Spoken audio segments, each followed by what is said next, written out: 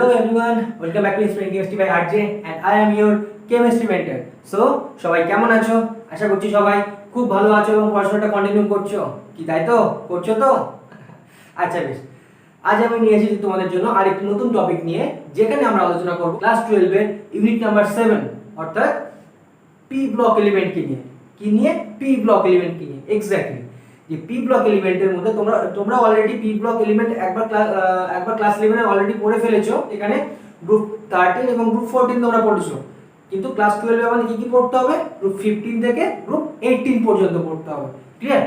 তো আজ আমরা সেই পি ব্লক এলিমেন্টের ক্লাস 12 এর পোরশনটা শুরু করব। ঠিক আছে? তো চলো আর বেশি কথা না বাড়িয়ে শুরু করা যাক আজকে রসায়ন লীলা। চলো। সো ফার্স্ট অফ অল আমরা দেখে নিই যে পি ব্লক বলছে আমরা মেইনলি এখানে ক্লাস 12 এ কি কি গ্রুপ পড়তে হবে। এখানে মেইনলি আমাদের পড়তে হবে group number 15, group number 16, group number 17 এবং গ্রুপ নাম্বার 18। তাই তো?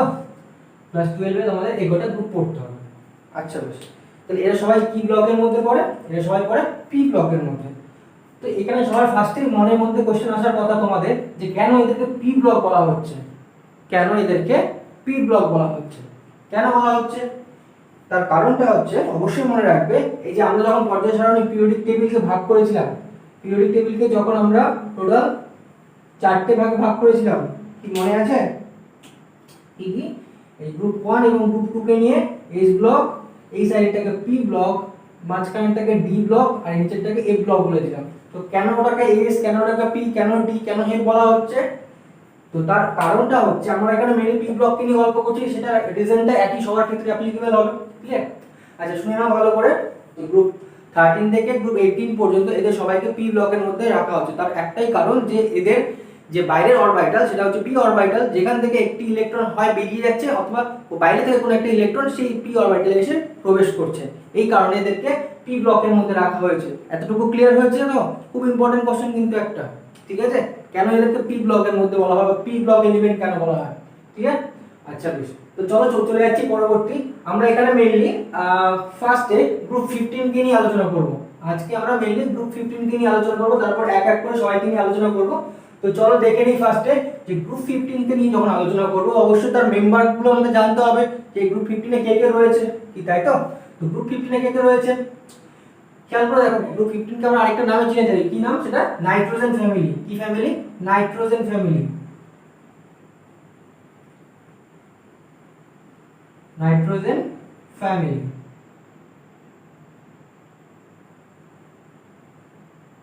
নাইট্রোজেন পরিবার। এই নাইট্রোজেন পরিবারে কে কে রয়েছে? নাইট্রোজেন পরিবারে তোমরা যদি দেখো অবশ্যই নাইট্রোজেন দিয়ে শুরু হবে। কি তাই তো? নাইট্রোজেন, ফসফরাস, আর্সেনিক, অ্যান্টিমনি আর বিসমাথ। ক্লিয়ার? কে কে রয়েছে? নাইট্রোজেন, ফসফরাস, আর্সেনিক, অ্যান্টিমনি এবং বিসমাথ। এদের কিন্তু অবশ্যই নামগুলো মনে রাখতে হবে। ক্লিয়ার? তো আমরা গ্রুপ 16, 17, 18 আমরা পরে পড়ছি। ঠিক আছে? আমরা গ্রুপ 15 আগে নিয়ে আলোচনা করে নিই তারপরে। আচ্ছা এক এক করে। এবার আমরা তো ফ্যামিলির কে কে মেম্বার গুলো তাদের তো দেখে নিলাম। এবার শুধু মেম্বার দেখলে হবে না, তাদের পাওয়ারগুলো তো জানতে হবে। কি তাই তো? অর্থাৎ তাদের পারমাণবিক সংখ্যাগুলো জানতে হবে। তো খেয়াল করে দেখো, আমি তোমাদের একটা জিনিস শিখিয়েছিলাম, একটা ফোন নাম্বার শিখিয়েছিলাম। কি মনে আছে? 288 18 18 32। তাই তো? এই ফোন নাম্বারের সাহায্যে তোমরা যে কোনো এলিমেন্টের পারমাণবিক সংখ্যা গ্রুপ ওয়াইজ ইজিলি বের করতে পারবে। কি তাই তো? বলেছিলাম তো? হ্যাঁ। তো চলো দেখে নিই এক এক করে এতে পারমাণবিক সংখ্যা। যেমন নাইট্রোজেনের তো আমরা নরমালি জানি সবাই 7। কি তাই তো? ফসফরাসের কত হবে? আচ্ছা খুব বেশি হলে তোমাদের হয়তো মনে আছে 15। আর্সেনিকের কত হবে? আর্সেনিকের কত হবে? এবার দেখো তোমরা গেল ভুলে। তাহলে কি হবে? কি করে বের করবে? কি বলেছিলাম নিয়মটা? যে ফার্স্টে দেখবে এখানে কয় ভাই আছে, কয় মেম্বার রয়েছে? 1 2 3 4 5 1 2 3 4 5 পাঁচজন রয়েছে। তাহলে এখান থেকেও নিচ থেকে 4 জনকে নিতে হবে। মানে যতজন থাকবে তার থেকে একজন কমকে নিয়ে কাজ করব। তাহলে কি হবে? 1 2 3 4 আমরা এখান থেকে এই টুকুটাকে নিয়ে কাজ করব, এদেরকে নিয়ে আর কাজ করব না। ক্লিয়ার? তাহলে কত হবে? প্রথমটা 7। ঠিক আছে? 7 তো সবাই জানি। তাহলে 7 এর সাথে কত প্লাস করতে হবে? এই 8 প্লাস করব। 8 প্লাস করলে কত হবে? 15। এবার 15 এর সাথে কত প্লাস করব? 18 প্লাস করব। এই 18 প্লাস করব। কত হবে তাহলে বলো তো? কত হবে 33, কি তাই তো হবে তো। এবার 33 এর সাথে 18 প্লাস করব, এই 18 প্লাস করব, কত হবে বলো 51, কি তাই তো হবে তো। আর এই 51 এর সাথে কাকে অ্যাড করব, এই 32 কে অ্যাড করব, 32 কত হবে বলো 83 হবে। দেখো সহজ তো। তাহলে কি কি হলো বলে বলো, নাইট্রোজেনের হলো 7, ফসফরাসের 15, আর্সেনিকের 33, অ্যান্টিমনির 51 আর বিসমাথের 83। ক্লিয়ার? দেখো একদম ক্লিয়ার, একদম ক্লিয়ার। পারবে করতে। এরকম ভাবে যে কোনো তুমি গ্রুপ ওয়াইজ যে কোনো এলিমেন্টের পারমাণবিক সংখ্যা ইজিলি বের করতে পারবে। ক্লিয়ার? একদম ক্লিয়ার। দেখো চলে যাচ্ছি পরবর্তী তাহলে। ঠিক আছে, এদের তাহলে পারমাণবিক সংখ্যাগুলো আমরা পেয়ে গেলাম। আমি এই জায়গাটা একটু মুছে দিচ্ছি, এই জায়গাটা আমি ক্লিন করে দিচ্ছি। ঠিক আছে, এই জায়গাটা আমি ক্লিন করে দিচ্ছি। আচ্ছা বেশ। তারপর নাইট্রোজেনের আমরা দেখলাম 7, তাই তো? নাইট্রোজেনের আমরা দেখলাম 7। তাহলে এবার নেক্সট আমাদের কাজ যেটা জানতে হবে, দেখো আমরা কিছু জিনিস মেমোরাইজ করে নিচ্ছি। ঠিক আছে, যার জন্য আমাদের অনেকটা হেল্পফুল হবে, অনেকটা হেল্প হবে। ঠিক আছে, তো আগে অবশ্যই পুরোনো জিনিসগুলো আবার মেমোরাইজ করে নিই। তোমরা কতটা ইলেকট্রন বিন্যাস তোমাদের মনে আছে সেই জিনিসগুলো একবার দেখে নিই। তো চলো সবাই খাতা বের করো, সবাই খাতা পেন বের করো, ইলেকট্রন বিন্যাসগুলো করতে থাকো। সবাই খাতা পেন বের করো, ইলেকট্রন বিন্যাসগুলো করতে থাকো। ঠিক আছে, আমার ভিডিওটা পজ করো, ইলেকট্রন বিন্যাস করো, আর পরে আমার সাথে মিলিয়ে নাও। ঠিক আছে, সবাই হয়েছে, সবার লেখা হয়েছে। ঠিক আছে, একবার মিলিয়ে নাও। দেখো নাইট্রোজেন তো একদম সুন্দর, একদম সহজ, 1:2:2p3। ফসফরাস কি 15, 1:2:2p6, 3:3p3, তাই না? আচ্ছা এই জায়গাটা আমরা এখানে আর্গন লিখতে পারি না, সরি আর্গন ঠিক না, নিয়ন লিখতে পারি তো।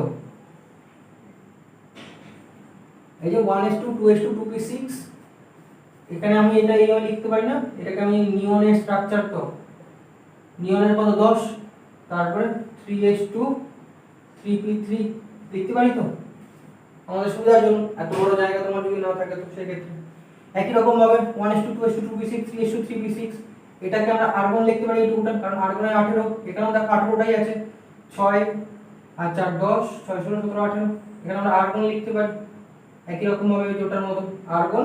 তারপর 3d10, 4:4p3 লিখতে পারি তো। একই রকম ভাবে এখানে আমরা আর্গনের পরে কি আসে বলতো, আর্গনের পরে আসে ক্রিপ্টন, তাই না?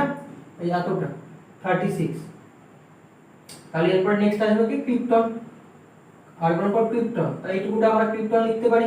তারপরে এই পুরো পোরশনটুকু সেম হয়ে যাচ্ছে, কি তাই না? তাহলে একই রকম ভাবে কিছুকে ছাড়া পড়লো। আচ্ছা নেক্সট হচ্ছে জেনন। জেননের কত, আচ্ছা তোমরা একবার মিলিয়ে নাও। দেখো নাইট্রোজেনের কত 1:2:2p3, ফসফরাসের কি 1:2:2p6, 3:3p3, তাই তো? এইটুকুটা আমরা নিয়ন লিখতে পারি, নিয়ন লিখে এটাকে এইভাবে লিখে দিতে পারি আমাদের সুবিধার জন্য। তারপর আর্সেনিকের কত 33, 1:2:2p6, 3:3p6, 3d10, 4:4p3। অবশ্যই ইলেকট্রন বিন্যাস কিন্তু খুব দরকার, খুবই দরকার, অবশ্যই ঠিকঠাক করে লিখবে, প্র্যাকটিস করবে নিজেরা। ঠিক আছে, না দেখে দেখে প্র্যাকটিস করবে, মিলিয়ে নাও, যা যা লিখেছো যা যা লিখেছো মিলিয়ে নাও, আর কথা ভুল হচ্ছে মিলিয়ে নাও। নেক্সট কি অ্যান্টিমনি দেখো 51, 1:2:2p6, 3:3p6, 3d10, 4:4p6, 4d10। আমি দেখো এটা এনার্জির অর্ডার হিসেবে সাজাইনি, কিন্তু আমি নরমালি সাজিয়ে দিচ্ছি। ঠিক আছে, এনার্জির অর্ডার হিসেবে তোমাদের দুটো নিয়ম রয়েছে, কিন্তু একটা কার এনার্জি কম বেশি একটা নিয়ম রয়েছে, একটা নরমাল নিয়ম রয়েছে, আমি বলেছিলাম, তাই তো? আমি নরমালি লিখেছি কিন্তু। ঠিক আছে, আচ্ছা নেক্সট কি বিসমাথে কত হবে 1:2:2p6, 3:3p6, 3d10, 4:4p6, 4d10, 5:5p6, 4f14, 5d10, 6:6p3। ঠিক আছে, এখানে 4f14 চলে, 4f এর এটা তোমার পরে আসে এনার্জিটা, সেজন্য পরে লিখলাম, কারণ এখানে লিখে দিলে এখানে ফার্স্টে লিখেছিলাম, এখানে লিখে তোমাদের ক্যালকুলেশন ভুল হতো। কারণ দেখো এইটুকুটা হচ্ছে জেননের স্ট্রাকচার, জেননের কত, জেননের হচ্ছে 54, এইটুকুটা জেননের স্ট্রাকচার, তারপরে এটা। ঠিক আছে, আশা করি ইলেকট্রন বিন্যাসটা বুঝতে পেরেছো, কোনো সমস্যা নেই তো? আচ্ছা এখানে যদি তোমরা একটু দেখে থাকো, খেয়াল করে থাকো, এখানে একটা খুব একটা ইন্টারেস্টিং জিনিস রয়েছে। সবার বাইরের কক্ষপথ দেখো 2:2:2p3, 3:3p3, 4:4p3, 5:5p3, 6:6p3, এরকম হচ্ছে না? তার মানে জেনারেল কনফিগারেশন কি হবে, গ্রুপ 15 এর ক্ষেত্রে জেনারেল কনফিগারেশন আমরা কি লিখতে পারি, ns2np3। তাই না? জেনারেল কনফিগারেশন কি লিখতে পারি তো? আচ্ছা বেশ, এবার তোমরা যদি খেয়াল করো, আচ্ছা এই যে এখানে দেখাচ্ছে, হ্যাঁ NH2 NP3, যেমন ধরো আমি নাইট্রোজেনের ক্ষেত্রে আমি এই জিনিসটা লিখছি 2H2 2P3, S এর কটা ঘর হয়? একটা ঘর হয়। P এর কটা ঘর হয়? তিনটে ঘর হয়, কি তাই তো? তিনটে ঘর হয় তো। এবার S এর একটা ঘরে কজন থাকতে পারে? ম্যাক্সিমাম দুজন, ওই দুটো ইলেকট্রন আছে, চাপ নেই। P এর তিনজন, 1 2 3। দেখো তো এটা কি ধরনের কন্ডিশন? এটা দেখো হাফ ফিল কন্ডিশন, অর্থপূর্ণ হাফ ফিল, কি তাই না? Half fill condition. আমরা কি জানি যে ফুল ফিল কন্ডিশন অধিক স্টেবল হয়, তারপরে হাফ ফিল কন্ডিশনে স্টেবিলিটিটা আসে, তাই তো? তারপরে আদার্স, মানে হাফ ফিল কন্ডিশন এটাও একটা কিন্তু স্টেবল কন্ডিশন, কি তাই তো? আচ্ছা, যার জন্য এদের ইলেকট্রন কনফিগারেশন, এদের মানে অর্থাৎ গ্রুপ 15 এর ইলেকট্রনিক কনফিগারেশনটা অধিক স্টেবল হয় অন্যান্য গ্রুপের থেকে। ক্লিয়ার? হ্যাঁ, অবশ্যই নোবেল গ্যাসের থেকে নয়, কারণ নোবেল গ্যাসের কি সম্পূর্ণ কমপ্লিটলি ফিল থাকে, মানে ফুল ফিল কন্ডিশন একমাত্র নোবেল গ্যাসের ক্ষেত্রে থাকে, যার জন্য নোবেল গ্যাস অবশ্যই অধিক স্টেবল, তাই না? আমরা জানি যে নোবেল গ্যাসের মতন সবাই হতে চায়, ওই জন্য নোবেল গ্যাস অধিক স্টেবল। কিন্তু নোবেল গ্যাসের পরবর্তী যে বাদবাকিরা রয়েছে তাদের মধ্যে গ্রুপ 15 কিন্তু on of the stable electronic configuration দেখা যায়, তার কারণ হচ্ছে এই হাফ ফিল কন্ডিশনের জন্য। বোঝা গেল? আচ্ছা, এতটুকু ক্লিয়ার হয়েছে তো? চলো চলে যাচ্ছি তাহলে পরবর্তীতে। আচ্ছা বেশ, তাহলে এখানে আরেকটা কথা অবশ্যই মনে রাখবে, আমরা যে এখন কি পড়ছি? গ্রুপ 15 পড়ছি, তাই তো? এর নামটা কি বললাম? নাইট্রোজেন ফ্যামিলি, তাই না? Nitrogen family. এছাড়াও এর আরেকটা সুন্দর নাম আছে, এছাড়াও আরেকটা এর সুন্দর নাম আছে, কি নাম বলতো? নিকটোজেন ফ্যামিলি। কি নাম? নিকটোজেন।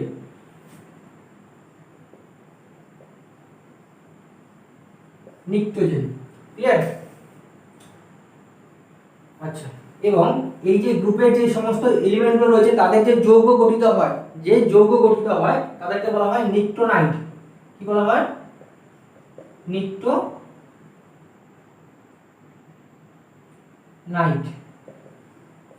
যৌগ, যৌগগুলিকে বলা হয় নিকটোনাইট, আর গ্রুপটিকে কি বলা হয়? নিকটোজেন। ঠিক আছে? ক্লিয়ার? আচ্ছা বেশ, এর মধ্যে থেকে nitrogen, phosphorus, arsenic, antimony, bismuth, এর মধ্যে থেকে তোমরা তো অবশ্যই নাইট্রোজেনের ব্যবহার অনেকেই পড়ে জানো, তাই না? নাইট্রোজেন কতটা গুরুত্বপূর্ণ এবং নেচারে কতটা বেশি মাত্রায় পাওয়া যায় নাইট্রোজেন, ঠিক আছে? তা বাদে যে ফসফরাস রয়েছে সেটিও কিন্তু অনেকটা ইম্পর্টেন্ট। তোমরা হয়তো ছোটবেলায় পড়েছো এটিপি, এডিপি, কি পড়েছো না? অ্যাডেনোসিন ট্রাইফসফেট, অ্যাডেনোসিন ডাইফসফেট, বিভিন্ন ফসফরাসের অজৈব যৌগগুলো আমরা পড়েছি, ঠিক আছে? তো মেইনলি নাইট্রোজেন এবং ফসফরাসের যৌগগুলো খুব ইম্পর্টেন্ট। আচ্ছা বেশ, চলো এবার শুরু করি আমরা গ্রুপ 15 এর ভৌত ধর্মকে নিয়ে। কি আলোচনা করব? ভৌত ধর্মকে নিয়ে। দেখো প্রপার্টিজ, ঠিক আছে? প্রপার্টিজ মানে জায়গা জমি প্রপার্টি না কিন্তু, ঠিক আছে? জায়গা জমি প্রপার্টির কথা বলা হচ্ছে না এখানে, এদের নেচারাল কথা, নেচারাল প্রপার্টির কথা বলা হচ্ছে, ঠিক আছে? তো এখানে দুভাগে ভাগ করা হয়, একটা ফিজিক্যাল প্রপার্টি আর একটা কেমিক্যাল প্রপার্টি। তাহলে তোমাদের মা বাবা দেবে কি ব্যাপার, কি পড়াচ্ছে? প্রপার্টি নিয়ে গল্প করাচ্ছে এখনই? ঠিক আছে না, ঠিক আছে? তো প্রপার্টি বা ভৌত ধর্ম, প্রপার্টি হবে এখানে ধর্ম, ঠিক আছে? তো এদের কি ধরনের দু ধরনের ধর্ম দেখা যায়, একটা ফিজিক্যাল প্রপার্টি দেখা যায়, একটা কেমিক্যাল প্রপার্টি দেখা যায়। তো ফার্স্ট আমরা ফিজিক্যাল প্রপার্টিকে নিয়ে আলোচনা করব। তাহলে চলো দেখে নিই আগে ফিজিক্যাল প্রপার্টিতে আমাদের কি কি পড়তে হবে। ক্লিয়ার? তো দেখো ফিজিক্যাল প্রপার্টিতে মেইনলি আমাদের যেটা পড়তে হয় সেটি হচ্ছে ফার্স্টে রেডিয়াস। ফার্স্টে কি পড়তে হয়? রেডিয়াই, সেটা অ্যাটমিক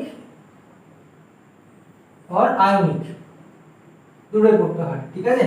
নেক্সট যেটা পড়তে হয়, আমরা সব ডেসক্রিপশন করব, সব ডেসক্রাইব করব, ঠিক আছে? অসুবিধা নেই, আমরা সব ডেসক্রাইব করব, ধীরে সুস্থে সবকিছু নিয়ে আলোচনা করব, প্রতিটা एग्जांपल দিব এবং প্রতিটা এক্সেপশন গুলো দেখব। মেইনলি এক্সেপশন কেসগুলো অবশ্যই মাথায় রাখবে এবং স্টার মার্ক করে রাখবে। এক্সেপশন কেসগুলো কিন্তু অবশ্যই মাথায় রাখবে, কারণ মেইন কোশ্চেন তোমাদের ওখান থেকে আসে।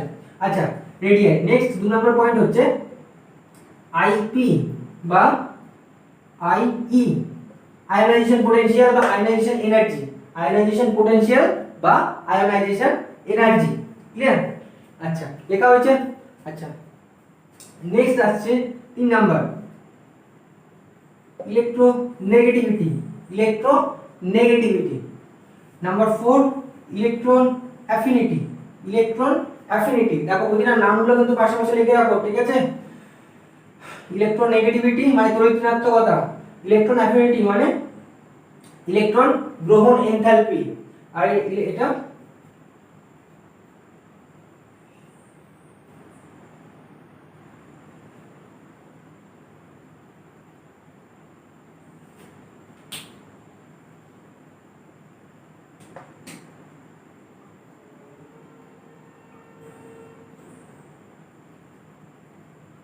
Enthalpy, ionisation enthalpy, electron negativity, আর এটা ইলেকট্রন অ্যাফিনিটি। ঠিক আছে, আর কি আছে? আর আছে তোমার নাম্বার 5 হচ্ছে ডেনসিটি, ডেনসিটি ঘনত্ব। ঠিক আছে, নাম্বার 6 কি আসবে? নাম্বার 6 আসবে তোমার ক্যাটিনেশন প্রপার্টি। কি আসবে? Catenation property, catenation property. ঠিক আছে, আচ্ছা নাম্বার 7 কি আসবে? Melting point and boiling point, MP and PP. এখানে এমপি মানে কিন্তু মিনিস্ট্রি অফ পার্লামেন্ট না, হ্যাঁ সে এমপি না, এটা আমাদের মেল্টিং পয়েন্ট। আর এটা বিপি, বিপি মানে ব্লাড প্রেশার নয় কিন্তু। ঠিক আছে, এবার দেখো কি আবার ব্লাড প্রেশারের কথা কেন বলছে? এই বিপি হচ্ছে বয়লিং পয়েন্ট। ক্লিয়ার? আচ্ছা নেক্সট আসবে কি? অ্যালোট্রপস। এই হলো আমাদের ফিজিক্যাল প্রপার্টি, কম বেশি এগুলোকে নিয়ে আমাদের আলোচনা করা হয় মেইনলি। তো একবার লিখে ফেলো, চটজলদি লিখে ফেলো। হয়েছে? 1 2 3 4 5, 1 2 3 4 5 হয়েছে। তো আমাদের মেইনলি এগুলোকে নিয়ে ভালো করে বুঝতে হবে। তুমি যদি দেখো, তোমাদের একটা কথা বলে রাখি, এই সমস্ত টপিকগুলো তোমরা যদি ঠিকঠাক ভাবে বুঝতে পারো, মানে লজিকগুলো যদি ঠিক করে ধরতে পারো, তোমাদের কেউ আটকাতে পারবে না। এইখান থেকে যদি কোশ্চেন যদি আসে, একটাও তোমাদের সেই মানে জাল ভেদ করে বেরিয়ে যেতে পারবে না, যদি তোমরা এই টপিকগুলো ঠিকঠাক করে লজিকগুলো একবার বুঝে নিতে পারো। তো লজিকগুলো বোঝার চেষ্টা করো, দেখবে উত্তর কখনো মুখস্থ করতে হবে না। দেখো তোমাদের বারবার বলে দিচ্ছি, তোমরা অলরেডি আমার কাছে যারা পড়ছো, যারা আমাকে ফলো করছো, তারা অলরেডি জানো যে অর্গানিক কেমিস্ট্রি যেমন আমি বলি যে কখনোই মুখস্থ করতে হয় না, মুখস্থের কোনো মানে অপশনই থাকে না। তোমরা অলরেডি জানো হয়তো যে অর্গানিক কি করে পড়ানো হচ্ছে তোমাদেরকে। আর যারা আমার নতুন দর্শক, নতুন ভিউয়ার্স, নতুন ফ্রেন্ডস, নতুন স্টুডেন্টস, তাদের উদ্দেশ্য বলে রাখি, অর্গানিক কিন্তু কখনোই মুখস্থ করতে হয় না। এরপরে যখন আমরা ওখানে অর্গানিক শুরু করবো, তখনই তোমরা অলরেডি বুঝতে পারবে যে অর্গানিক যাদের কঠিন মনে হচ্ছে, তারা কতটা ইজি মনে হবে। তোমরা নিজেরাই করতে পারবে, সবকিছু নিজেরাই ধরতে পারবে। ঠিক তেমনই আমাদের এই পোর্শনটা, ইনঅর্গানিকের পোর্শনটাও কিন্তু অনেকটা লজিক্যাল পোর্শন। তোমরা যদি ইনঅর্গানিকের লজিকগুলো একবার বুঝে নিতে পারো, একবার ঠিকঠাক বুঝতে পারো, কোশ্চেন তুমি নিজেই সলভ করতে পারবে, নিজেই তোমরা অ্যান্সার বানিয়ে লিখতে পারবে। উত্তর মুখস্থ করার কোনো দরকার নেই, জাস্ট একবার রিডিং করলে সেই অনেকটা বাংলা এবং ইংলিশের গদ্য পদ্যের মতন হয় না? দেখবে তোমরা ইংলিশ গল্পটা পড়ে চলে যাবে, পরীক্ষার হলে গিয়ে সব অ্যান্সার করে দিয়ে আসতে পারছো, তাই না? আমরা কি সারমর্মটা বা মেন গল্পটা একবার মুখস্থ পড়ে নিলেই হয়ে যায়, উত্তর মুখস্থ করার কোনো দরকার আছে? ওরা কারা করবে? ছোটবেলায় যারা থাকে তারা করবে, আর যারা বোকা তারা করবে। তোমরা কখনোই করবে না, তোমরা হচ্ছে সায়েন্সের স্টুডেন্ট। হয়েছে? আচ্ছা বেশ, বেশি কাছে তুলে দেওয়া ঠিক না। চলো দেখে নেই তাহলে এক এক করে এদের সমস্ত প্রপার্টিজ। চলো আচ্ছা বেশ, ফার্স্ট পয়েন্ট হচ্ছে অ্যাটমিক বা আয়রন রেডিয়াস। তো ফার্স্টে আমরা একটু গ্রুপ 15 এর nitrogen, phosphorus, arsenic, antimony, bismuth আমরা লিখে নিলাম। ঠিক আছে, আচ্ছা বেশ। এবার অ্যাটমিক বা আয়নিক রেডিয়াস, নরমালি আমি তোমাদের একটা কথা বলে নেই যে নরমালি আমরা যখন পিরিয়ডিক টেবিলে লেফট থেকে রাইটে দেখি, কি থেকে লেফট থেকে রাইটে দেখি, তাহলে কি হয়? আকার কি হয়? আকার ছোট হয়, কি তাই তো? আকার বড় থেকে ছোট দিকে যায়, আর উপর থেকে নিচে আসলে আকার বড় হয়, তাই তো? লেফট থেকে রাইটে গেলে কি হয়? আকার ছোট হয়, আর উপর থেকে নিচে আসলে আকার বড় হয়। ক্লিয়ার? এতটুকু ক্লিয়ার আছে তো? ক্লিয়ার আছে? আচ্ছা, তাহলে একই রকম ভাবে আমরা যদি গ্রুপ 15 কে দেখি, তাহলে গ্রুপ 15 এর একটা রেসপেক্টে কাউকে ধরতে হবে, তাই না? তবে তো আমরা বলতে পারবো যে কার আকার বড়, কার আকার ছোট, তাই না? তো আমরা ধরে নিলাম যে গ্রুপ 14 এবং গ্রুপ 15 এর মধ্যে কম্পেয়ার করব। আকারের মধ্যে গ্রুপ 14 এবং গ্রুপ 15 এর মধ্যে কম্পেয়ার করব, মানে লেফট থেকে রাইটে যাচ্ছে। তাহলে এই ক্ষেত্রে কার আকার বড় হবে, কার আকার ছোট হবে? ধরে নাও তুমি গ্রুপ 14 এর মধ্যে তুমি একটা এলিমেন্ট নিয়েছো কার্বন, আর এখানে নাইট্রোজেনকে নিয়েছো। তাহলে কার্বন এবং নাইট্রোজেনের মধ্যে কার আকার বড়, কার আকার ছোট? লেফট থেকে রাইটে যাচ্ছে, তার মানে কার্বন নাইট্রোজেনের আকারটা কি হবে? ছোট হবে, কার্বনের আকারটা বড় হবে। কি তাই তো?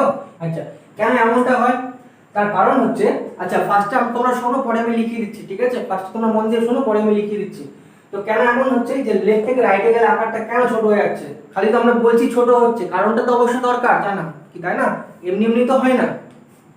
আর সায়েন্সে মনে রাখবে উইদাউট এক্সপ্লেনেশন, সঠিক এক্সপ্লেনেশন কখনোই কোনো উত্তর বিশ্বাস করবে না, সেটা তুমি বলো, আমি বলি, গুগলই বলি না কেন, ঠিক আছে?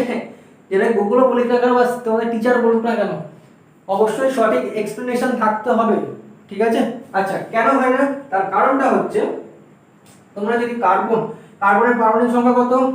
6, নাইট্রোজেনের কত?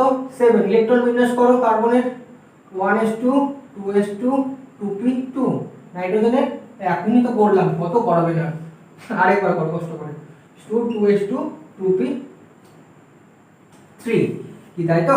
আমি যদি এখানে নিউক্লিয়াসটাকে আঁকাই, কার্বনের ক্ষেত্রে নিউক্লিয়াস এই এটা হচ্ছে 1s 2s 2p, তাই তো? আর এটা যদি আমি নাইট্রোজেনের ক্ষেত্রে ধরি, এটা যদি আমি নাইট্রোজেনের নিউক্লিয়াসটা আঁকাই 1s 2s 2p, ক্লিয়ার? বোঝা যাচ্ছে আশা করি, মানে ছবিটা বোঝা যাচ্ছে তো? আচ্ছা, এবার দেখো কি হয় কার্বনের ক্ষেত্রে। দেখো কার্বনের ক্ষেত্রে কি হয়, কার্বনের উপরে পারমাণবিক সংখ্যা 6, পারমাণবিক সংখ্যা 6 মানেটা কি? পারমাণবিক, আমি লিখে দিচ্ছি পরে, তোমরা আপাতত দেখো ব্যাপারটা বোঝার চেষ্টা করো। পারমাণবিক সংখ্যা সমান সমান 6, তার অর্থ হচ্ছে number of protons, number of protons সমান সমান নাম্বার অফ ইলেকট্রনস, ঠিক তাই তো? পারমাণবিক সংখ্যা যেটা হবে সেটাই হচ্ছে প্রোটন সংখ্যা হবে, সেটাই হচ্ছে ইলেকট্রন সংখ্যা হবে, কি তাই তো? তাহলে কার্বনের ক্ষেত্রে কি পারমাণবিক সংখ্যা 6, তার মানে তার প্রোটন সংখ্যা কত? প্রোটনকে p দ্বারা প্রকাশ করছি, তার প্রোটন সংখ্যাও 6, ইলেকট্রন সংখ্যাও কত হবে? 6 হবে। একই রকম ভাবে নাইট্রোজেনের ক্ষেত্রে পারমাণবিক সংখ্যা 7, তাহলে ওর প্রোটন সংখ্যা হবে 7, ইলেকট্রন সংখ্যাও হবে 7, ঠিক আছে? আচ্ছা, কিছুক্ষণের জন্য তোমরা ইলেকট্রন সংখ্যাটা ভুলে যাও, প্রোটন সংখ্যাটা খেয়াল রাখো, ঠিক আছে? দেখো এখানে 6 জন প্রোটন, কার্বনের ক্ষেত্রে বলছি, 6 জন প্রোটন 6 জন ইলেকট্রনকে টানছে, 6 জন প্রোটন 6 জন ইলেকট্রনকে, মানে 6 জন টানছে, 6 জন মিলে টানছে, ঠিক আছে? আর নাইট্রোজেনের ক্ষেত্রে 7 জন মিলে টানছে। তাহলে কোথায় টানতে পারবে বেশি, খেয়াল করে দেখো তো। মানে নিউক্লিয়াসে কি রয়েছে? প্রোটন রয়েছে, যেখানে প্রোটনটা রয়েছে, এটা ধরো কার্বনের ক্ষেত্রে, এটা ধরো কার্বনের ক্ষেত্রে, ঠিক আছে? আর এটা ধরো নাইট্রোজেনের ক্ষেত্রে, ক্লিয়ার? আচ্ছা, ছবিটা দেখতে পাচ্ছ তো? হ্যাঁ, এই ক্ষেত্রে কি হচ্ছে, কার্বনের ক্ষেত্রে আমি কি বললাম, ইলেকট্রনটার সংখ্যা আপাতত ভুলে যাও, খালি মনে রাখো যে বাইরের কক্ষপথে দুটো ইলেকট্রন রয়েছে এর ক্ষেত্রে, আর এর ক্ষেত্রে রয়েছে 3টে ইলেকট্রন, ঠিক আছে? আচ্ছা, জাস্ট মনে রাখো এখানে 6 জন নিউক্লিয়াসে কি আছে, 6 জন প্রোটন রয়েছে, 6 জন প্রোটন কি করছে, এই বাইরের কক্ষপথে ইলেকট্রনকে টানছে, আর এখানে 7 জন প্রোটন মিলে বাইরের কক্ষপথে ইলেকট্রনকে টানছে। কে বেশি পরিমাণে টানতে পারবে? কে বেশি পরিমাণে টানতে পারবে? কি মনে হয়, কি মনে হয় বলে গেল? এক্স্যাক্টলি, যে যেখানে প্রোটন সংখ্যা বেশি সে নিশ্চয়ই বেশি পরিমাণে টানতে পারবে, কি তাই তো? টেনে কি করবে, তোমার নিচের দিকে টেনে নিতে পারবে। তার মানে কি, আমি যদি এখানে 6 জন মিলে টানি, যতটা পরিমাণে নিচের দিকে ওই টানতে পারবে এই পজিশনটাতে, এই আরো বেশি পরিমাণে টানতে পারবে, কারণ এখানে প্রোটনের পাওয়ারটা এখানে বেশি, নিউক্লিয়াসের চার্জটা এখানে বেশি, নিউক্লিয়াসের পাওয়ারটা, ক্ষমতাটা, তুমি এখানটায় একটা যে মোটরটা, যে জেনারেটর লাগিয়েছো, এখানে আরো বেশি শক্তিশালী একটা জেনারেটর লাগিয়ে দিয়েছো, ফলে কি এখানে সহজেই ওই নিজের থেকে টানতে পারবে, এখানে যতটা পারবে তার থেকে বেশি পরিমাণে এই টানতে পারবে, কি তাই তো? কথাটা বুঝতে পারলে? বুঝতে পারলে? এবার এটা কেন হচ্ছে দেখো, এখানে কার্বনের সাথে নাইট্রোজেনের যদি আমি কম্পেয়ার করি, কার্বন তো 14, নাইট্রোজেন 15, আমি গ্রুপগুলো নিচ্ছি না, আমি জাস্ট এলিমেন্টগুলো দিয়ে বোঝানোর চেষ্টা করছি। কার্বনের ক্ষেত্রে দেখো লাস্ট কক্ষপথ হচ্ছে p, এর ক্ষেত্রে লাস্ট কক্ষপথ p, এটাও 2p, এটাও 2p, তাহলে তফাৎটা কোথায় হচ্ছে, এখানে 2p2 হচ্ছে, এখানে 2p3 হচ্ছে। তার কারণটা কি, শেষ কক্ষপথ, শেষ মানে শেষ যে ইলেকট্রনটা সেটা p কক্ষপথে এন্টার হচ্ছে, p কক্ষপথে ঢুকছে, তাই না? আগে ছিল p এর দুটো ইলেকট্রন, আর এখানে ছিল, চলে আসলো p এর 3টা ইলেকট্রন, তাই না? নতুন কিন্তু কোনো কক্ষপথ নতুন করে কিন্তু তৈরি হয়নি, যে নতুন একটা এক্সট্রা ইলেকট্রন আছে তার জন্য নতুন করে একটা কক্ষপথ তৈরি হবে, সেটা কিন্তু হয়নি। সেটা যদি হতো তাহলে কিন্তু আকারটা বড় হতো, খেয়াল করে দেখো, এখানে যদি শেষে দেখো এখানে দুটো ছিল, এখানে 3টে হলো, তার মানে একটা ইলেকট্রন এখানে বেশি আছে, তো সেই একটা ইলেকট্রন যদি আসতো, দেখা গেল তার জন্য যদি নতুন করে কোনো কক্ষপথ তৈরি হতো, সেক্ষেত্রে কিন্তু আকারটা বড় হতো, তাই না? কিন্তু এমন হচ্ছে না, কিন্তু যে লাস্টের যে ইলেকট্রনটা অতিরিক্ত সেটা কিন্তু সেম কক্ষপথে প্রবেশ করছে। দেখো 2p3 তেই প্রবেশ করছে, কিন্তু 2p তে কিন্তু প্রবেশ করছে, তাই না? নতুন কোনো কক্ষপথ কিন্তু তৈরি হয়ে সেখানে প্রবেশ করছে না। কথাটা বুঝতে পারলে? যার জন্য কি হচ্ছে, সেম কক্ষপথে প্রবেশ হওয়ার জন্য এখানে নিউক্লিয়াসটা যতটা পরিমাণে টানছে, এই ক্ষেত্রে আরো বেশি পরিমাণে টানতে পারবে, কারণ প্রথমত আকার বড় হওয়ার কোনো গল্প আর থাকলো না, আর দুই নম্বর কথাটা এক্ষেত্রে নিউক্লিয়াসের চার্জটা বেশি থাকছে, তাই তো? দেখো কথাটা বুঝতে পারলে কিনা? ক্লিয়ার হলো? একদম ক্লিয়ার হলো? তাহলে এক নম্বর গল্প হচ্ছে যে নতুন কোনো কক্ষপথ তৈরি হচ্ছে না, দুই নম্বর গল্প হচ্ছে ইফেক্টিভ নিউক্লিয়াস চার্জটা নাইট্রোজেনের ক্ষেত্রে বেশি হচ্ছে, মানে গ্রুপ 15 এর ক্ষেত্রে বেশি হচ্ছে, যার জন্য গ্রুপ 15 এর আকারটা নিউক্লিয়াস চার্জটা বেশি হওয়ার জন্য ওই কি বেশি পরিমাণে টেনে ধরে রাখছে, বেশি পরিমাণে টেনে ধরে রাখছে, ফলে কি কাছাকাছি চলে আসছে, কি তাই না? বেশি পরিমাণে টেনে ধরে রাখছে মানে কাছাকাছি চলে আসছে, ফলে আকারটা কি হচ্ছে, ছোট হয়ে যাচ্ছে। ক্লিয়ার? ওই জন্য যত লেফট থেকে রাইটে যাবে তত আকার কি হয়, আস্তে আস্তে ছোট হতে থাকে, তত আকার আস্তে আস্তে ছোট হতে থাকে। দেখো বুঝতে পারলে কিনা? এতটুকু ক্লিয়ার? এতটুকু ক্লিয়ার?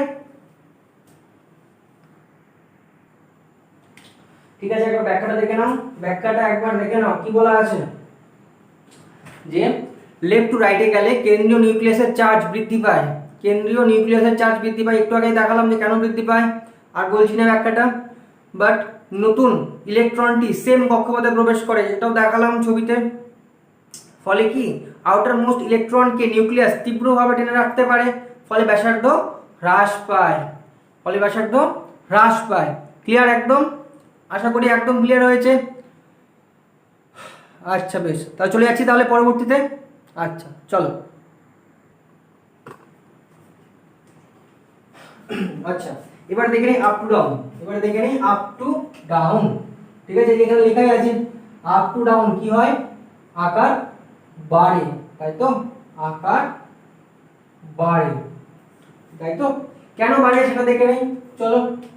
তাহলে উপর থেকে নিচে আসলে আকার বাড়ে, তার দুটো কারণ। কটি কারণ? দুটি কারণ। এক নাম্বার হচ্ছে এখানে প্রথম কারণটাই নতুন কক্ষপথ এখানে যুক্ত হয়, নতুন কক্ষপথ যুক্ত হয়, তখনই দেখাচ্ছিলাম যে নতুন কক্ষপথ যদি যুক্ত হয় সেক্ষেত্রে কি হয়, আকারটা আস্তে আস্তে বড় হচ্ছে, তাই না? তোমার এখানে নর্মাল নিউক্লিয়াস বসে আছে, নর্মাল নিউক্লিয়াস বসে আছে, তোমার যদি সেম কক্ষপথে সেম ঘরে যদি ইলেকট্রনগুলো প্রবেশ করতে থাকে, তো সেই ক্ষেত্রে তো কোনো সমস্যা নেই, নিউক্লিয়াস তো একে সমানভাবে টানছে নিজের দিকে, সমানভাবে টানছে এদেরকে। এবার যদি আরেকটা নতুন ঘর তৈরি হয়ে যায় সেক্ষেত্রে কি হবে, নিউক্লিয়াসের টানতে তো একটু সমস্যা হবে, ফলে অটোমেটিক আকারটা বড় হবে, কি তাই তো? বোঝা গেল? এটা একটা ফ্যাক্টর, আমি লিখে দিচ্ছি একটু পরে। আর দু নম্বর ফ্যাক্টর হচ্ছে, এটা হচ্ছে এক নম্বর ফ্যাক্টর, ঠিক আছে? আর নাম্বার 2 ফ্যাক্টর হলো কি বলো, নাম্বার 2 ফ্যাক্টর হলো শিল্ডিং এফেক্ট, খুব ইম্পর্টেন্ট জিনিস, শিল্ডিং এফেক্ট বা স্ক্রিনিং এফেক্ট। কি জিনিস বললাম? শিল্ডিং এফেক্ট বা স্ক্রিনিং এফেক্ট, ঠিক আছে? সেটি কি জিনিস? সেটি হচ্ছে অনেকটা, দেখো মাঝখানে যদি নিউক্লিয়াস থাকে, মাঝখানে নিউক্লিয়াস রয়েছে, ঠিক আছে? আর সবথেকে বাইরের কক্ষপথে ইলেকট্রন, দেখো এখানে ইলেকট্রনটা এসে এখানে প্রবেশ করেছে, ঠিক আছে? এবার কি হচ্ছে, নিউক্লিয়াস কি করবে, ওই ওর বাইরে যে সবার শেষের যে কক্ষপথে ইলেকট্রনটা রয়েছে তাকে তো টানার চেষ্টা করবে নিজের দিকে, তবেই তো আকর্ষণ, মানে আকারটা ছোট হওয়ার চান্স থাকবে, ওদের মধ্যে আকর্ষণটা যতটা স্ট্রং হবে তত আকারটা ছোট হওয়ার চান্স থাকবে, কি তাই তো? তো এদের মধ্যে একটা আকর্ষণ বল কাজ করবে অবশ্যই, নিউক্লিয়াসকে টানার চেষ্টা করবে, কারণ কি নিউক্লিয়াস হচ্ছে পজিটিভ আর এই হচ্ছে নেগেটিভ চার্জ বিশিষ্ট, তোমরা এটাও ভাবতে পারো। তো অপোজিট চার্জ সবসময় কি আকর্ষণ করার চেষ্টা করবে, কিন্তু কি হয় এখানে মাঝখানে এই যে ঘরগুলো রয়েছে, এই ঘরগুলো কি করে দেওয়ালের মতন থেকে যায়, দেওয়ালের মতন তৈরি হয়ে যায়, ফলে কি হয় এই আকর্ষণ বলটাকে একটু হলো বাধাপ্রাপ্ত দেয়, বাধাপ্রাপ্ত করে দেয়, ফলে কি হয় যতটা ফোর্স দিয়ে ওকে টানার চেষ্টা করেছিল, যে ফোর্স দিয়ে ওই পেছনে সবার লাস্ট ইলেকট্রনটাকে ধরার চেষ্টা করছিল, সেই ফোর্স দিয়ে কিন্তু আর ওই তাকে ধরতে পারবে না, তাকে আর টানতে পারবে না, কি তাই তো? ব্যাপারটা বুঝতে পারছো কি? নর্মাল অবস্থায় যদি এরা না থাকতো, নর্মাল অবস্থায় যতটা স্ট্রংলি একে টেনে রাখার ক্ষমতাটা ছিল, কিন্তু এরা প্রেজেন্ট থাকার ফলে এরা কি করছে, বাধা দিচ্ছে। ধরো তুমি যে এখান থেকে যাচ্ছ, আমি যেখানে স্ক্রিন করে দিচ্ছি, বাধা দিচ্ছি, ফলে এর পেছনে যে আছে সে কি অত ইজিলি কি আসতে পারবে? আসতে পারবে না কিন্তু, তাই না? তো এখানে একটা আছে, এটা নিউক্লিয়াস, এখানে একটা ইলেকট্রন বসে আছে, ঠিক আছে? এই এই এই আমি যেখানে বাধা দিয়ে দিচ্ছি, এবার নিউক্লিয়াসটার যে চার্জটা সেটা ওই ইলেকট্রনটাকে অত ইজিলি টানতে পারবে, যত ইজিলি তত টেনে রাখতে পারবে, যত ইজিলি ওকে টেনে রাখতে পারবে এই ক্ষেত্রে। কিন্তু আমি যদি এখানে আরেকটা বাধা দিয়ে দিই, সে কিন্তু অতটা ইজিলি কিন্তু ওকে টানতে পারবে না। ব্যাপারটা বুঝতে পারছো কি? ফলে কি হবে, এরা বাধা দিচ্ছে, আর এই বাধা দেওয়ার গল্পটাকেই বলা হচ্ছে শিল্ডিং এফেক্ট। শিল্ডিং এফেক্ট বা স্ক্রিনিং এফেক্ট, শিল্ডিং এফেক্ট বা স্ক্রিনিং এফেক্ট বলা হয়। ঠিক আছে, বুঝতে পারলে? এই দুটো কারণের জন্য কি হয়, আকার আস্তে আস্তে বাড়তে থাকে, যত উপর থেকে নিচে আসে আকার আস্তে আস্তে বাড়তে থাকে, এই দুটো কারণের জন্য। এক নম্বর হচ্ছে নতুন কক্ষপথ যুক্ত হয়, এক এক করে নতুন কক্ষপথ যুক্ত হয়, আর দু নম্বর হচ্ছে এই পেনেট্রেটিং সেল, এই যে মাঝখানে যে সেলগুলো বলেছে, ঠিক আছে, এই সবার শেষের সবার শেষের যে ঘরটা রয়েছে, কক্ষপথ রয়েছে, তাকে বলা হয় ভ্যালেন্স সেল, ভ্যালেন্স সেল। ঠিক আছে, আর মাঝখানে যে এটা দেখতে পাচ্ছ এদেরকে বলা হয় পেনেট্রেটিং সেল, পেনেট্রেটিং সেল। ঠিক আছে, বায়োলজি সেল না কিন্তু একটা সেল, ক্লিয়ার? তাহলে এই পেনেট্রেটিং সেল যারা, পেনেট্রেটিং কি হবে, নিউক্লিয়াস এবং আউটার মোস্ট, মানে আউটার মোস্ট বলতে ভ্যালেন্স সেল এর কথা বলা হচ্ছে। নিউক্লিয়াস এবং ভ্যালেন্স সেল বা আউটার মোস্ট সেল বাদ দিয়ে মাঝখানে যারা থাকে ওদেরকে বলা হয় পেনেট্রেটিং সেল। ঠিক আছে, নতুন দুটো টার্ম শিখলে কিন্তু, একটা ভ্যালেন্স সেল, একটা পেনেট্রেটিং সেল, এগুলো কিন্তু তোমরা যারা নিট দেবে, যারা জয়েন্ট দেবে, তাদের জন্য কিন্তু খুব ইম্পর্টেন্ট টার্মস, অবশ্যই তোমরা এগুলো কিন্তু মনে রাখবে। ঠিক আছে, তাহলে কি পেনেট্রেটিং সেল কি করছে, এখানে স্ক্রিনিং এফেক্ট দেখাচ্ছে, যার জন্য আকারটা ধীরে ধীরে ইনক্রিজ করছে। ক্লিয়ার? আচ্ছা চলো ব্যাখ্যাটা দেখে নেওয়া যাক। আচ্ছা বেশ, দেখো আপ টু ডাউন তাহলে কেন বৃদ্ধি পাচ্ছে, কি লেখা আছে, যে আপ টু ডাউন ব্যাসার্ধ বৃদ্ধি পায় বিকজ নতুন কক্ষপথ যুক্ত হয় এবং পেনেট্রেটিং সেলগুলির শিল্ডিং এফেক্ট দেখার ফলে নিউক্লিয়াস আউটারমোস্ট ইলেকট্রনকে অতটা ভালোভাবে টেনে রাখতে পারে না, ফলে রেডিয়াস বৃদ্ধি পায়। ঠিক আছে, দেখো এটা শুধুমাত্র যে আয়নিকের ক্ষেত্রে বা অ্যাটমিকের ক্ষেত্রে না, ঠিক আছে, দুটোর ক্ষেত্রেই দেখা যায় এরকম। কিন্তু তোমরা যদি ভেবে থাকো যে শুধুমাত্র এটা অ্যাটমিকের ক্ষেত্রে হচ্ছে, আয়নিকের ক্ষেত্রে নিশ্চয় অন্য কিছু হবে, তেমন কিন্তু না। কিন্তু যদি এটা আয়ন হিসেবে থাকে তার ক্ষেত্রেও একই গল্পই হবে, এই একই এক্সপ্লেনেশন দিয়েই হবে। ঠিক আছে, যদি দেখা গেল কথার কথা বলছি, দেখা গেল নাইট্রোজেন আর ফসফরাস এন ধরো মাইনাস পি মাইনাস কথার কথা বলা আছে, তো সেক্ষেত্রেও একই গল্প আসবে, বা N plus P plus, nitrogen plus হিসেবে আছে, ফসফরাস প্লাস হিসেবে আছে। আমি জাস্ট বোঝানোর জন্য কিন্তু বলছি জিনিসগুলো। ঠিক আছে, তো সেক্ষেত্রেও এক্সপ্লেনেশনটা এই একই রকমভাবেই আমরা ব্যাখ্যা করব। ক্লিয়ার? আচ্ছা বেশ, তো চলো দেখে নেই পরবর্তী। দেখো এই কোশ্চেন থেকে কিন্তু একটা খুব ইম্পর্টেন্ট কোশ্চেন আছে, কি সেটা মনে রাখবে অবশ্যই, খুব ইম্পর্টেন্ট, স্টার মার্ক দিয়ে রাখো। এবং এটা একটা এক্সেপশন কিন্তু, ঠিক আছে, এটা একটা এক্সেপশন। আমরা নরমালি কি দেখলাম, নাইট্রোজেন থেকে বিস্মার্ক যত নিচের দিকে আসছে তত কি রেডিয়াস কি হচ্ছে, বৃদ্ধি পাচ্ছে, কি তাই তো, মানে আকারটা বড় হচ্ছে। কিন্তু এখানে দেখো কোশ্চেনটা, যে নাইট্রোজেন থেকে ফসফরাস রেডিয়াস যতটা বৃদ্ধি পায়, মানে নাইট্রোজেন থেকে ফসফরাস আসার সময় তোমার রেডিয়াসটা বাড়ছে, কিন্তু যখন তুমি আর্সেনিক থেকে বিস্মাথের দিকে যাচ্ছ, রেডিয়াসটা কিন্তু বাড়ার কথা কিন্তু আর বাড়ছে না। ঠিক আছে, মানে কমছে, মানে যে পরিমাণে বাড়ার কথা সেটা আর বাড়ছে না, ধীরে ধীরে একটু কমে যাচ্ছে। কেন সেটা খুব ইম্পর্টেন্ট। তোমরা তখন ইলেকট্রনিক কনফিগারেশন গুলো লিখেছিলে খাতায়, অবশ্যই তোমরা যদি একটু খেয়াল করে দেখো, এখানে আগে একটা কথা বলে নেই, তারপরে জিনিসটা একটু খেয়াল দেখো। ঠিক আছে, এখানে পেনেট্রেটিং সেলের কথা বলছিলাম একটু আগে, শিল্ডিং ইফেক্টের কথা বলছিলাম, সেই জিনিসটা দিয়ে এখানে ব্যাখ্যা করতে হবে। ঠিক আছে, মনে রাখবে আমরা এস পি ডি এবং এফ এই চারটা সাবসেট জানি, তাই তো, তাই তো, যেখানে মনে রাখবে এস এবং পি, এস এবং পি কক্ষ, এই এস এবং পি কক্ষ, এদের শিল্ডিং এফেক্ট হাই,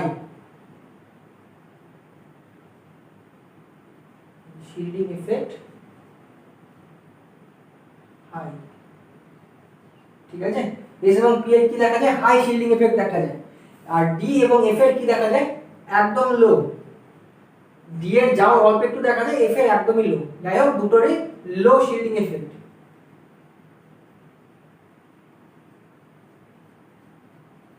ক্লিয়ার? এটা একদম মাথায় ঢুকিয়ে নাও, স্টার মার্কস দিয়ে লিখে রাখো খাতাতে, যে এস এবং পি, এস পি ডি এবং এফ এর মধ্যে এস এবং পি এর হাই শিল্ডিং এফেক্ট দেখা যায়। তার মানে এদের যে বাধা দেওয়ার ক্ষমতাটা একদম ম্যাক্সিমাম থাকে, মারাত্মক থাকে। ডি এবং এফ এর একদমই কম দেখা যায়। ঠিক আছে, এবার তোমরা জাস্ট ইলেকট্রন বিন্যাসটা খেয়াল করে দেখো, সেখানে কি পরিবর্তন হচ্ছে। তোমরা যদি খেয়াল করে দেখো, আর্সেনিক, অ্যান্টিমনি এবং বিসমাথের ক্ষেত্রে ডি এবং এফ ব্যাপারটাই আসছিল, তাই না? তোমরা যদি খেয়াল করে দেখো, যে আর্সেনিকের 3D আসছিল, তোমার অ্যান্টিমনির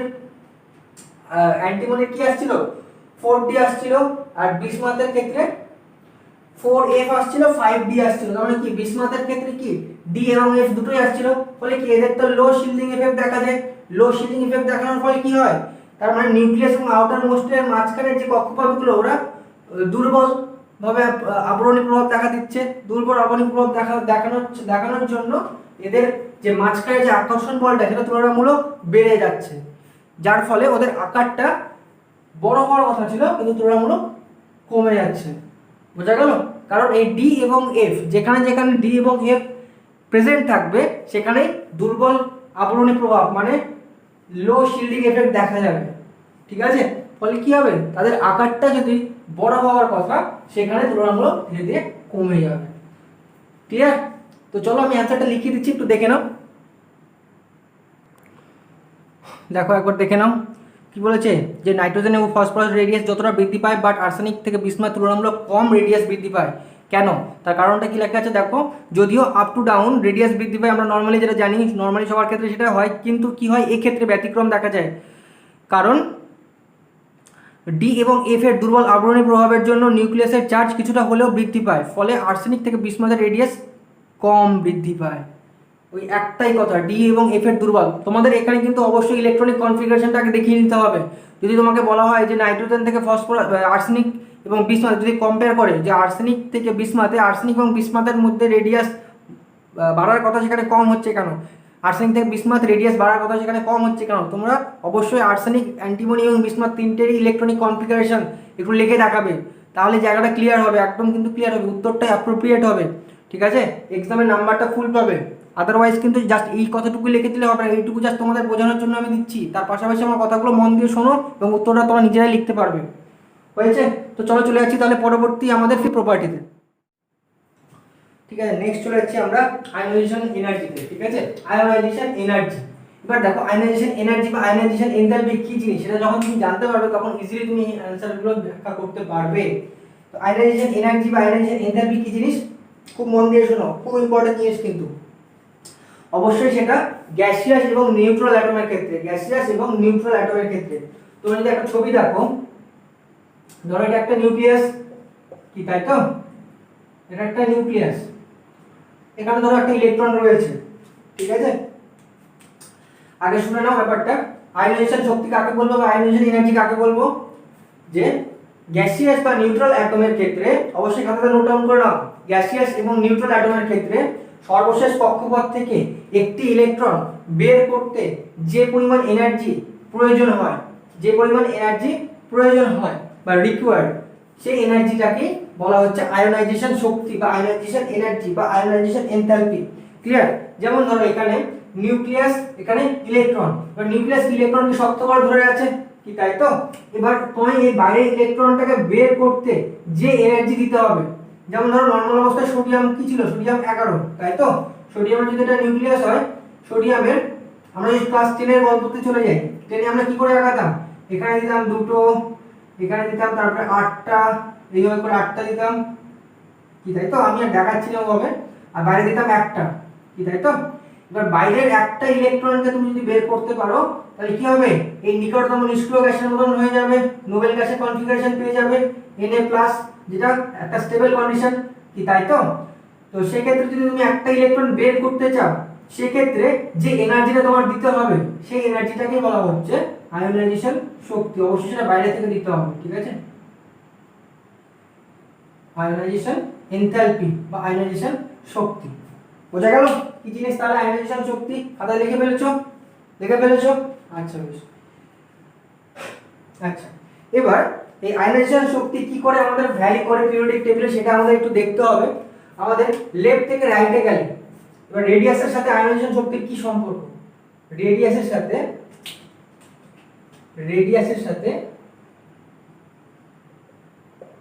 and ionization energy relation।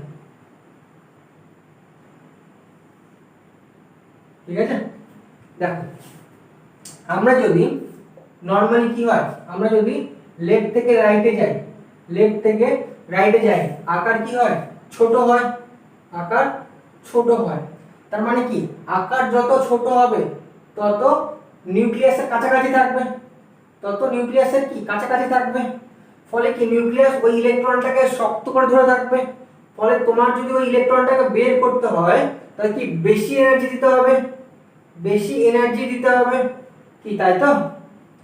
আর যদি আকার বড় হয়, আকার যদি বড় হয় তাহলে কি হবে, নিউক্লিয়াস থেকে অনেকটা দূরে থাকবে, নিউক্লিয়াস থেকে অনেকটা দূরে থাকবে। ফলে কি তোমাকে যদি সেই ইলেকট্রনটা বের করতে হয় তাহলে তুলনামূলক একটু হালকা এনার্জি দিলে সেটা বেরিয়ে চলে যেতে পারবে, কারণ নিউক্লিয়াস অতটা কাছাকাছি নেই এখানে যতটা কাছাকাছি রয়েছে কি, তাই না?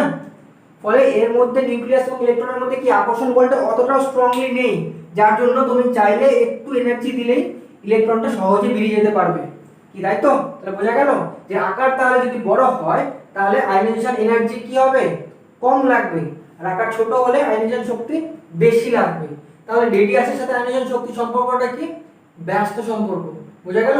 রেডিয়াসকে আমি r দ্বারা প্রকাশ করছি, তাহলে 1/IE আমি লিখতে পারি কি, দেখো পারি কিনা, অবশ্যই বুঝে বুঝে লিখবে কিন্তু, একদম ক্লিয়ার? তাহলে লেফট থেকে রাইটে গেলে আকার ছোট হয়, তার মানে আয়নাইজেশন শক্তি কি হয়, বেশি হয়, একদম ক্লিয়ার? এবার চলে যাচ্ছি up to down. Up to down, up to down হলে কি হবে তোমরাই বলে ফেলো, আমি আর বলবো না, তোমরাই বলে ফেলো, আমি আর বলবো না। আপ টু ডাউন হলে কি হবে, উপর থেকে নিচে আসলে আকার বৃদ্ধি পায় কি, তাই তো? আকার যদি বৃদ্ধি পায় আবার সেই সেম গল্প আসবে, যেখানে আকার বড় সেখানে নিউক্লিয়াস এবং বাইরের ইলেকট্রনের মধ্যে দূরত্বটা বেশি, ফলে ওর আকর্ষণ বলটা তুলনামূলক কম থাকে, নিউক্লিয়াসের আকর্ষণ বলটা তুলনামূলক সেক্ষেত্রে কম থাকে। সেক্ষেত্রে তুমি একটু হিট দিলে, একটু এনার্জি দিলে ইলেকট্রনটা ইজিলি বেরিয়ে যাবে। ফলে কি হবে, যত উপর থেকে নিচে আকার বাড়ছে তার মানে ওর আয়নাইজেশন শক্তি কম লাগছে, তার মানে উপর থেকে নিচে যত আসবে আয়নাইজেশন শক্তি কি হবে, কম লাগবে, তাই না? দেখো একদম ক্লিয়ার, একদম ক্লিয়ার হয়েছে, বেশ। আচ্ছা ব্যাখ্যাটা দেখে নাও আয়নাইজেশন এনার্জির। দেখো কি বলেছে, যেহেতু পরমাণুর আকার ছোট হয় ফলে কি হয়, নিউক্লিয়াসের চার্জ বৃদ্ধি পায়, আমরা দেখলাম একটু আগেই। ফলে কি হয়, ফলে আউটার মোস্ট ইলেকট্রনটি নিউক্লিয়াস দ্বারা তীব্রভাবে আকর্ষিত হয়। আকার ছোট হলে কি হয়, তীব্রভাবে আকর্ষিত থাকবে, ফলে ইলেকট্রনটি কি বের করতে তোমার বেশি এনার্জির প্রয়োজন হবে। এবং তার পাশাপাশি, এটা তো একটা রিজন গেল, এটা একটা রিজন গেল, তার পাশাপাশি কি হয়, তার পাশাপাশি একটু আগে আমি বলেছিলাম যে গ্রুপ 15 এর ক্ষেত্রে কি হয়, হাফ ফিল্ড কন্ডিশন দেখা যায়, যেটা আরেকটা স্টেবল কন্ডিশন, এটাও একটা অন্যতম কারণ যে আয়নাইজেশন শক্তি ছোটদের ক্ষেত্রে এই গ্রুপ 15 এর ক্ষেত্রে বেশি এনার্জি। তোমাকে যদি গ্রুপ 14 এবং 15 এর মধ্যে কম্পেয়ার করতে বলে সেক্ষেত্রে গ্রুপ 15 এলিমেন্টদের আয়নাইজেশন শক্তির তুলনামূলক বেশি। তার কারণ হচ্ছে এটাও একটা কারণ, হাফ ফিল্ড কন্ডিশনটা, বোঝা গেল? কারণ হাফ ফিল্ড কন্ডিশনটা কি অধিক স্টেবল কন্ডিশন, বোঝা গেল? একদম ক্লিয়ার? আচ্ছা বেশ, আচ্ছা বেশ। নেক্সট চলে যাচ্ছি আমরা ইলেকট্রোনেগেটিভিটিতে। ইলেকট্রোনেগেটিভিটি বা তড়িৎ ঋণাত্মকতা, তোমরা হয়তো অনেকে নামটা শুনেছো কি, তাই তো? তড়িৎ ঋণাত্মকতা কি জিনিস আমি দেখো খেয়াল করে দেখো, বলেছিলাম যে সমযোজী বন্ধনের ক্ষেত্রে, সমযোজী ধরো তুমি একটা ইলেকট্রন দিয়েছো আমি একটা ইলেকট্রন দিয়েছি, দুজন মিলে একটা ইলেকট্রন একটা বন্ড তৈরি করেছি, ঠিক আছে?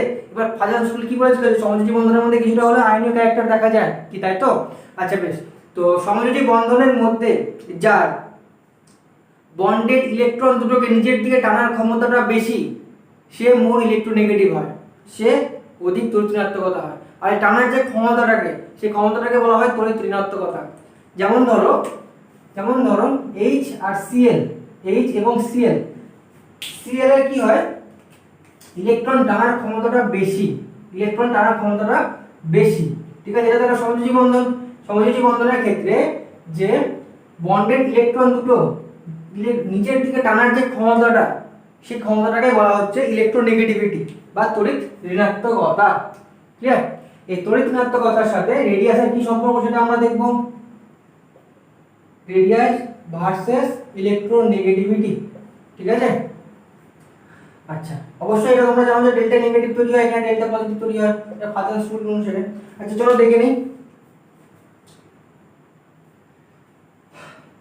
মনে রাখবে আকার যত ছোট হয়, আকার, আচ্ছা ফার্স্টে আমরা লেফট থেকে রাইটে চলে যাই। দেখো লেফট থেকে রাইটে গেলে কি হবে, আকার ছোট হবে, ঠিক আছে?